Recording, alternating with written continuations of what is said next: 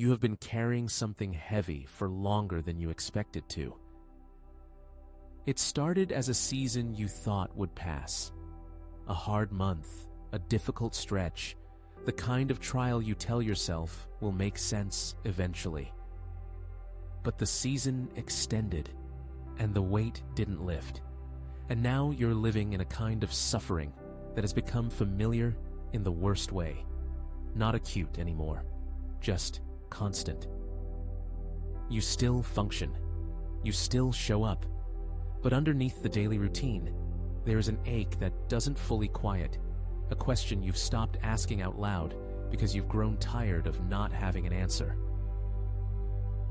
The world rushes in with fixes. Reframe it, medicate it, find the lesson, and move on. And some of that is genuinely wise. But underneath all of it is an assumption that suffering is a problem to be solved, an interruption to get through before the real life resumes. What if that assumption is wrong? What if suffering is not a detour from your story, but part of it, a chapter that has something to give you that the easier chapters cannot? Paul makes one of the most audacious claims in all of Scripture in Romans 8:18. I consider that the sufferings of this present time are not worth comparing with the glory that is to be revealed to us. Not that suffering is small, not that it doesn't matter.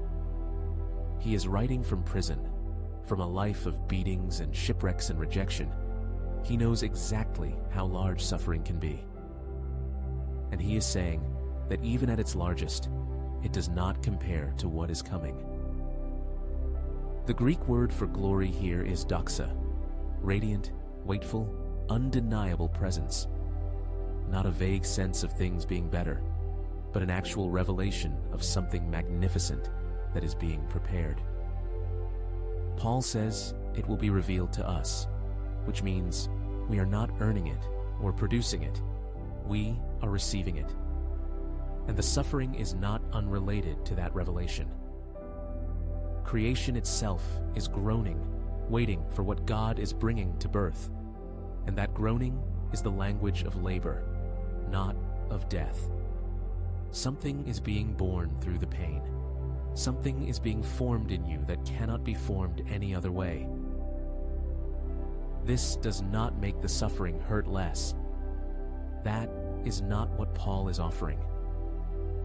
He is offering something more durable than relief, perspective that holds when relief doesn't come.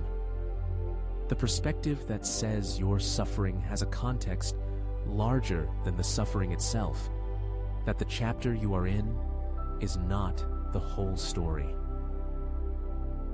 Here is what this looks like in your week. Stop pretending the weight is smaller than it is. Name it honestly, to God, to a trusted person, to yourself in writing. The suffering that is named is already slightly less alone than the suffering that is hidden. Then look for one small evidence of what God might be forming in you through this. Not a silver lining, not a reason the pain is good, but one quality that is being built in you that the easier version of your life was not building. Patience, compassion, the ability to sit with someone else in their darkness without rushing them toward the light. The grace in Romans 8 is not that God removes the suffering. It is that He is present in it, working through it, and that the end of the story He is writing is so good that the present chapter, as heavy as it is, will not be the part you remember most. You are not forgotten in your suffering. You are being held by a God who knows exactly how heavy it is and has not looked away. Carry this into your week. The weight is real, and it is not the final word. The suffering of this present time is not worth comparing with what is coming. Hold on, not because the pain is small, but because the glory is that large.